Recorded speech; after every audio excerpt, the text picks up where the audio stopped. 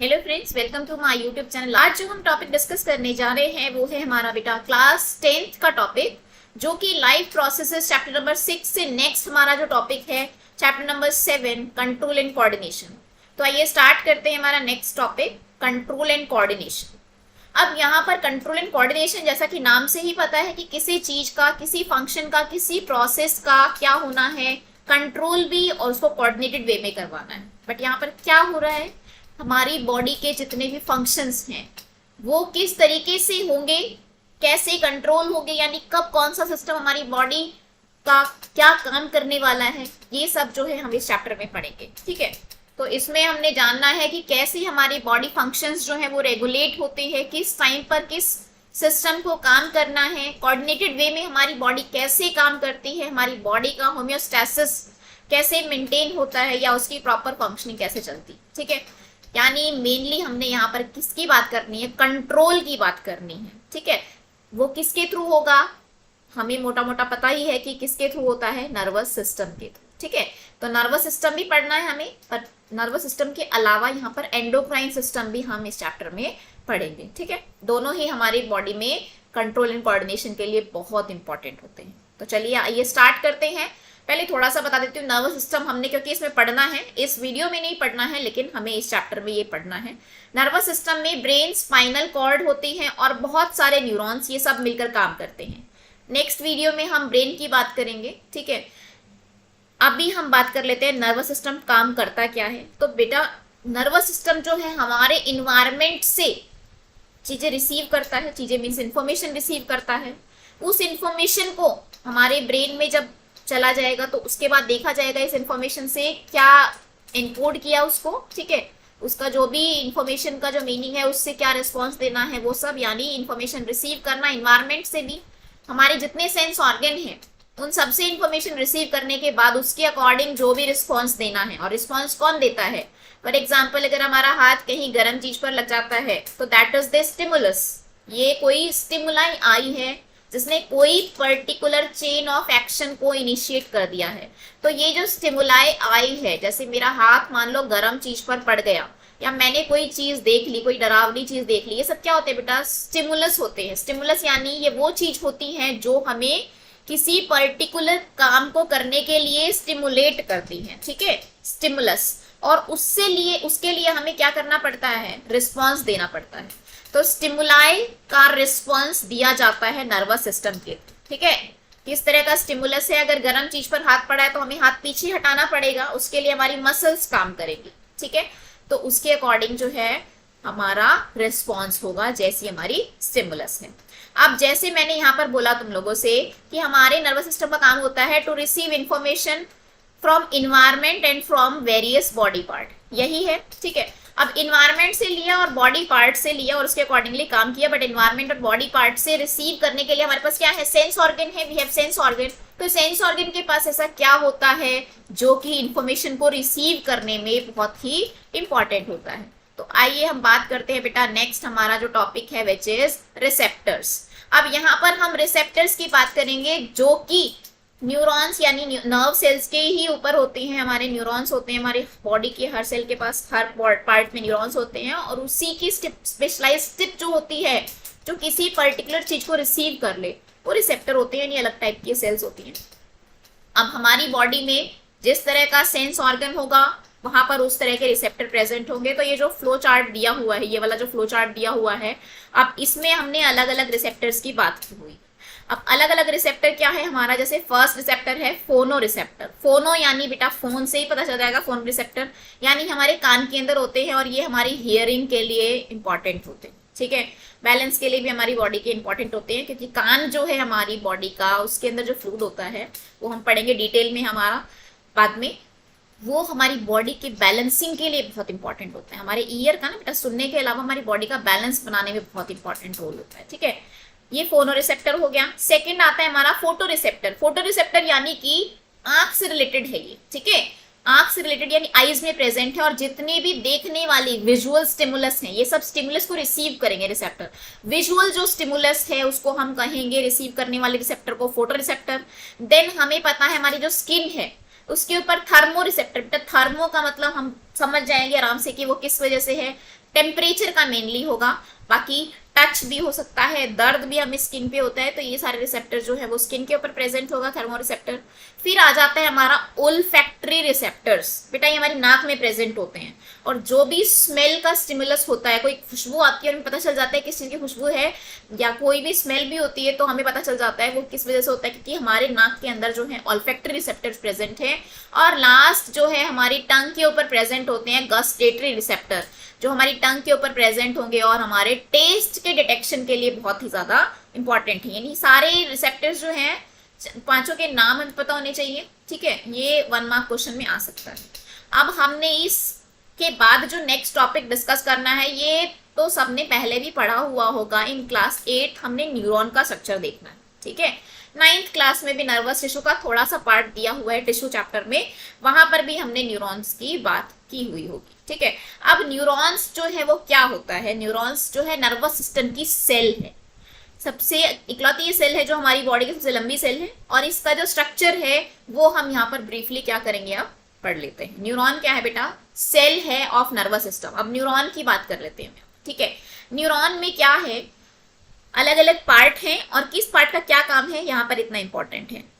अब ये जो हमें दिख रहा है बीच में, ये तो न्यूक्लियस है, ग्रीन ग्रीन ये न्यूक्लियस है, ये बाहर ये वाला जो पोर्शन है दिस इज सेल बॉडी। ये जो हमें थ्रेड लाइक स्ट्रक्चर दिख रहे हैं, ठीक है, थ्रेड लाइक स्ट्रक्चर जो हमें दिख रहे हैं वो है हमारे डेंड्राइट्स, ये है हमारे डेंड्राइट्स। अब डेंड्राइट्स का काम क्या होता है बेटा, हमारे पास न्यूरॉन्स भर भर के मिलियंस ऑफ न्यूरॉन्स है हमारे पास, यानी डेंड्राइट्स का काम क्या है, मान लो कोई भी चीज, जैसे हाथ पे कोई चीज पड़ी है, टेम्परेचर मान लो लगा, कोई चीज लगी, तो यहाँ के जो न्यूरॉन्स है अब वो टेम्परेचर को रिसीव कर रहे हैं ना, ठीक है, तो उसके लिए हमारे पास जो न्यूरॉन है उसका कौन सा पार्ट है जो इसको स्टिमुलस को रिसीव करेगा, बेटा इस पूरी सेल का जो ये डेंड्राइट होते हैं ना, ये हमारी स्टिमुलस को रिसीव करते हैं। रिसीव करने के बाद उसको देंगे ये किसको, ये बीच का इसका मेन बॉडी जो है इसको हम क्या देते हैं, सेल बॉडी, सेल बॉडी के पास जाता है, ठीक है।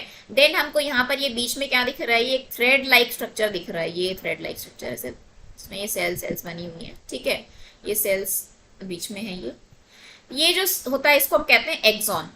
ये क्या करता है बेटा, स्टिमुलस को ट्रांसमिट करवाता है, स्टिमुलस रिसीव की डेंड्राइट ने पास की टू द सेल बॉडी, ठीक है, सेल बॉडी को पास करने के बाद वो जो है वो आगे जाएगी to a thread like structure जिसको हम क्या कहते हैं, एक्सॉन।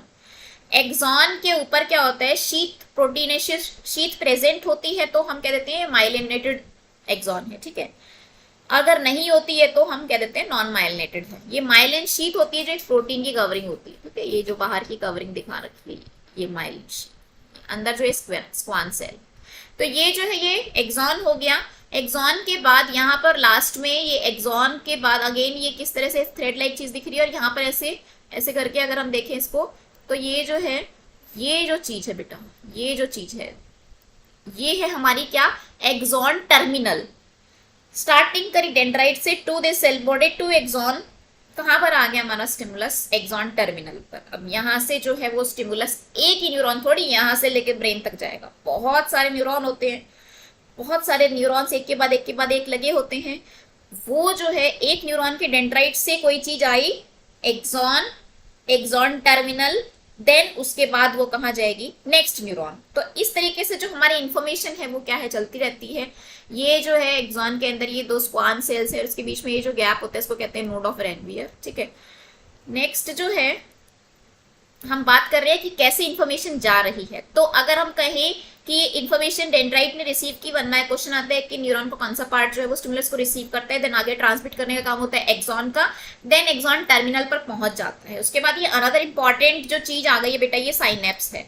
अब साइनेप्स क्या है, ये जो डायग्राम है ये है 11th क्लास की एनसीईआरटी का डायग्राम, ठीक है। हम इसको यही समझ लेते हैं टॉपिक को कि क्या होता है साइनेप्स। तो बेटा साइनेप्स क्या है, एक न्यूरॉन ये है मान लो तुम्हारा, और दूसरा न्यूरॉन ये है, ये नंबर 1 का न्यूरॉन है, ये नंबर 2 का न्यूरॉन है। यहाँ से कोई इन्फॉर्मेशन आई, इस 1 ने रिसीव कर लिया, 1 से 2 को देगा। 2 को देने के लिए इन दोनों के बीच का जो ये गैप होता है ना बेटा, इसी को ही हम क्या कह देते हैं, इसी को ही हम कह देते हैं साइनेप्स, ठीक है। अब साइनेप्स मतलब गैप बिटवीन 2 न्यूरॉन, 2 न्यूरॉन के बीच का गैप है ये, और यहाँ से यहाँ कैसे इंफॉर्मेशन जो है वो ट्रांसमिट होगी ये भी बात कर लेते हैं हम। अब जो एक्सॉन ने आगे इंफॉर्मेशन दी है, तो डेंड्राइट ने जो इंफॉर्मेशन रिसीव की और एक्सॉन को दी, तो वो आ रही है बेटा इलेक्ट्रिकल, जैसे करंट पास होता है ना उस तरीके से पास होती है इलेक्ट्रिकल इंपल्स की फॉर्म में। फिर जब ये टर्मिनल तक पहुंच जाती है, अब ये यहाँ तक जैसे ये कोई इंपल्स आई, ये बिल्कुल टर्मिनल है, ये बेटा ये क्या दिखा रखा है, एक्सॉन का टर्मिनल दिखा रखा है, ये है एक्सॉन टर्मिनल और ये एक्सॉन है जो पीछे तक होगा। ठीक है, ये एक्सॉन टर्मिनल है, एक एंड दिया हुआ है और ये हमारा दूसरा न्यूरॉन है। ठीक है, अब एक न्यूरॉन से दूसरे न्यूरॉन तक कैसे इंफॉर्मेशन पास होती है हम वो बात करेंगे। तो यहाँ पर जैसे ही वो इलेक्ट्रिकल इंपल्स आई, टर्मिनल तक जब पहुंच जाएगी तो बेटा वो केमिकल इंपल्स में चेंज हो जाती है, या हो सकता है वो केमिकल इंपल्स हो। तो केमिकल इंपल्स में जब चेंज होगी तो कुछ केमिकल होते हैं, ये तो जो ये गोला गोला दिख रहा है ये तो वेसिकल है, मतलब इस फॉर्म में ये बंध के आती है और इसके अंदर वो इंफॉर्मेशन केमिकल की फॉर्म में प्रेजेंट होती है। उस केमिकल को हम कहते हैं न्यूरोट्रांसमीटर, न्यूरोट्रांसमीटर। ठीक है, जो इन्फॉर्मेशन आ रही है फिर वो न्यूरोट्रांसमीटर में है, और वो न्यूरोट्रांसमीटर जो है एक्सॉन के टर्मिनल पर यहाँ पर बेटा क्या हो गए, रिलीज हो गए। ये क्या है, ये बीच का जो गैप है, ये गैप जो है मैंने जो रेड से दिखा दिया है, ये गैप क्या है बेटा, ये है साइनेप्स। साइनेप्स से पहले वाला जो न्यूरॉन है, ये जो न्यूरॉन है इसको कहते हैं प्री साइनेप्टिक न्यूरॉन, और ये जो बाद वाला है इसको कहेंगे हम पोस्ट साइनेप्टिक न्यूरॉन। एक न्यूरॉन से दूसरे न्यूरॉन के बीच की जो जगह है उसको साइनेप्स, इससे पहले वाला प्री, बाद वाला पोस्ट। ठीक है, तो न्यूरोट्रांसमीटर कहाँ रिलीज हुए, गैप में रिलीज हुए ना। अब गैप में रिलीज हुए तो उन न्यूरोट्रांसमीटर को रिसीव करने के लिए जो नेक्स्ट न्यूरॉन है उसके पास रिसेप्टर होंगे, वो उसको रिसीव करेंगे, वो उसको डेंड्राइट को देंगे, डेंड्राइट से again axon, cell body to axon और फिर टर्मिनल तक जाएगा। और इस तरीके से इंफॉर्मेशन जो है वो एक सेल से दूसरी, दूसरी से तीसरी, हमारी इंपल्स जो है वो आगे इस तरीके से ट्रांसमिट होती रहेगी। तो ये हमने बात कर ली न्यूरॉन, न्यूरॉन कैसे काम करता है। न्यूरॉन क्या है, नर्वस सिस्टम की, नर्वस टिश्यू की सेल को हम न्यूरॉन कहते हैं। ठीक है, अब यहाँ पर एक और हम न्यूरॉन का पूरा पढ़ चुके हैं, कैसे क्या काम करता है, क्या इसका पार्ट है। दोनों ही टॉपिक बहुत इंपॉर्टेंट है, रिसेप्टर बहुत इंपॉर्टेंट है, सब रिसेप्टर्स के नाम पता होने चाहिए, न्यूरॉन का स्ट्रक्चर, न्यूरॉन्स में इंपल्स का ट्रांसमिशन कैसे होता है। और अब लास्ट एक इस वीडियो का लास्ट टॉपिक है हमारा, जिसको हम कहते हैं रिफ्लेक्स एक्शन। ये और बात कर लेते हैं हम, रिफ्लेक्स एक्शन क्या है। तो बेटा रिफ्लेक्स एक्शन क्या है, रिफ्लेक्स एक्शन, रिफ्लेक्सेस होती है ना हमारी, जैसे किसी ने ऐसे हाथ मारा तो आंख अपने आप झपक जाती है ना, ब्लिंक हो जाती है हमारी, तो ये रिफ्लेक्स हो गया। किसी बहुत अच्छी चीज को देखकर मुंह में पानी आ जाना, again it is a reflex action. Reflex वो चीज होती है बेटा जिसमें सोचने की जरूरत नहीं होती। ठीक है, रिफ्लेक्स वो चीज होती है जिसमें थिंकिंग इन्वॉल्व नहीं होती है, स्पॉन्टेनियस एक्शन होता है, spontaneous automatic response to stimulus. हाथ पड़ गया अगर मान लो किसी चीज के ऊपर जो कि गर्म है, ठीक है, तो हाथ अपने आप ही पीछे हट जाता है, वो पीछे हट जाता है, इसमें हमारी सोचने की, थिंकिंग की जरूरत नहीं है। ठीक है, क्योंकि थिंकिंग अगर होगी तो उसमें टाइम लग जाएगा, बाय दैट टाइम हमारा हाथ जो होगा दैट विल बी बर्न। ठीक है, तो ये क्या है, reflex action, automatic spontaneous response to any stimulus, जैसे विड्रॉल ऑफ हैंड जब भी हम किसी हॉट प्लेट के ऊपर रखते, ठीक है, या कोई भी ऐसी डरावनी चीज देखकर एकदम से हमारे जो है डरावनी चीज देखी तो एकदम से हार्ट बीट बढ़ गई। ठीक है, तो वो क्या हो गया हमारा रिफ्लेक्स एक्शन, कोई चीज देखकर हमारे मुंह में पानी आ गया। ठीक है, ये है रिफ्लेक्स एक्शन। तो ये रिफ्लेक्स एक्शन में कोई थिंकिंग की जरूरत नहीं होती, होता कैसे है ये बात कर लेते हैं, ये इंपॉर्टेंट है फिलहाल। अब रिफ्लेक्स एक्शन के लिए बेटा कोई ना कोई तो पूरा फिजियोलॉजी इसके पीछे की होगी, एक्शन होगा, कैसे न कैसे काम कैसे हो रहा है उसको हम पढ़ेंगे अभी। तो रिफ्लेक्स एक्शन में जो भी चीज फर्स्ट स्टार्ट करते हैं, जो भी स्टिमुलस है जिसको रिसीव करेगा कोई चीज, वो क्या होगी बेटा, रिसेप्टर। ऑलरेडी आप लोग जानते हैं रिसेप्टर, एनसीईआरटी का डायग्राम है ये। यहाँ पर जैसे ये कोई चीज है, गर्म चीज पे हाथ लग गया तो एक तो हीट के रिसेप्टर भी एक्टिव हो गए और पेन के रिसेप्टर भी, दोनों ही एक्टिव हो जाएंगे स्किन में। अब ये जो रिसेप्टर्स हैं, रिसेप्टर्स किसके हैं, ये बेटा सेंसरी न्यूरॉन सेल्स हैं, उन सेल्स के पास रिसेप्टर है। तो वो जो है यहाँ से, कि सेंस ऑर्गन है ना स्किन, तो यहाँ से जो इन्फॉर्मेशन है उसको ले जाने का काम कौन करेगा, सेंसरी न्यूरॉन, क्योंकि सेंस ऑर्गन से इन्फॉर्मेशन को रिसीव कर रहा है, लेकर तो न्यूरॉन ही जाएगा ना इन्फॉर्मेशन को, स्टिमुलस को, तो सेंसरी न्यूरॉन इसको लेकर जाएगा। अब इंपॉर्टेंट चीज ये है बेटा, इसमें ब्रेन इन्वॉल्व नहीं होता, इसमें कौन इन्वॉल्व होती है, स्पाइनल कॉर्ड, सीएनएस का पार्ट है ना, सीएनएस के दो पार्ट होते हैं, ब्रेन और स्पाइनल कॉर्ड। ठीक है, तो स्पाइनल कॉर्ड तो इंफॉर्मेशन कहाँ गई, स्पाइनल न्यूरॉन से होते हुए स्पाइनल कॉर्ड। अब स्पाइनल कॉर्ड में आने के बाद ये जो इंफॉर्मेशन है इसका रिस्पॉन्स क्या होगा कि हाथ हटाना है। हाथ हटाने के लिए हमने हाथ पीछे करना पड़ेगा, यानी मसल्स को काम करना पड़ेगा। अब वो जो रिस्पॉन्स है वो यहाँ से लेकर कौन जाएगा, वो लेकर जाता है मोटर न्यूरॉन। मसल्स को जो इंफॉर्मेशन देनी है, जो आंसर देना है, वो है मोटर न्यूरॉन लेकर जाएगा। और सेंसरी न्यूरॉन से मोटर न्यूरॉन के बीच में जो न्यूरॉन काम करते हैं बेटा, उनको रिले न्यूरॉन कहते हैं, जो इन्फॉर्मेशन को एक जगह से दूसरी जगह ट्रांसमिट करने का काम करते हैं। ठीक है, अब ये जो मोटर न्यूरॉन है ये आकर किसको देगा, जैसे रिसेप्टर ने रिसीव किया था ना, तो इफेक्टर क्या करेगा, काम करेगा। काम का क्या मतलब है, हमारी हाथ की जो मसल्स हैं, आर्म की जो मसल्स हैं वो काम करेंगी और वो क्या कर लेंगी, हाथ को पीछे हटा लेंगी। तो ये हो गया हमारा रिफ्लेक्स एक्शन, जिसमें ऑटोमेटिक हुआ, थिंकिंग नहीं होगी। हाँ, इसका मैसेज जो है ब्रेन तक जाता है, बट ब्रेन इसमें डायरेक्टली इन्वॉल्व नहीं होता है। ठीक है, अब ये जो पाथवे फॉलो होता है बेटा, इसको हम कह देते हैं reflex arc, ARC, arc. Pathway जो रिफ्लेक्स एक्शन में फॉलो होगा। तो अगर तुमसे पूछा जाए क्या पाथवे है, तो बेटा रिसेप्टर ने रिसीव किया और फिर उसको किसको दिया, सेंसरी न्यूरॉन को, फिर किसको दिया, स्पाइनल कॉर्ड को।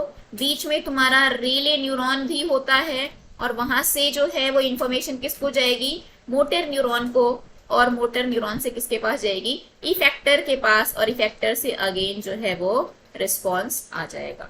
तो रिसेप्टर से स्टिमुलाई रिसेप्टर ने रिसीव की, फिर sensory neuron, spinal cord, relay neuron, motor neuron और इफेक्टर टू रिस्पॉन्स। ये जो पूरा पाथवे फॉलो हुआ है इसको हम कह देते हैं रिफ्लेक्स एक्शन। तो ये रिफ्लेक्स एक्शन भी एग्जाम पॉइंट ऑफ व्यू से बहुत इंपॉर्टेंट है। रिफ्लेक्स एक्शन पढ़ लिया है हमने, ट्रांसमिशन ऑफ इम्पल्स, कैसे मैसेज ट्रांसफर होता है, न्यूरॉन का स्ट्रक्चर क्या है, रिसेप्टर्स क्या होते हैं, कंट्रोल कोऑर्डिनेशन क्या है। इसका यानी हमने 2 टॉपिक यहाँ पर कंप्लीट कर लिए हैं, एक न्यूरॉन और एक रिफ्लेक्स एक्शन। तो होपफुली ये वीडियो आपको पसंद आई होगी, टॉपिक समझ आया होगा। आपको वीडियो पसंद आई है तो इसे लाइक कीजिए, जितना ज्यादा हो सके लोगों में शेयर कीजिए और हमारे चैनल को सब्सक्राइब कीजिए। Thank you so much.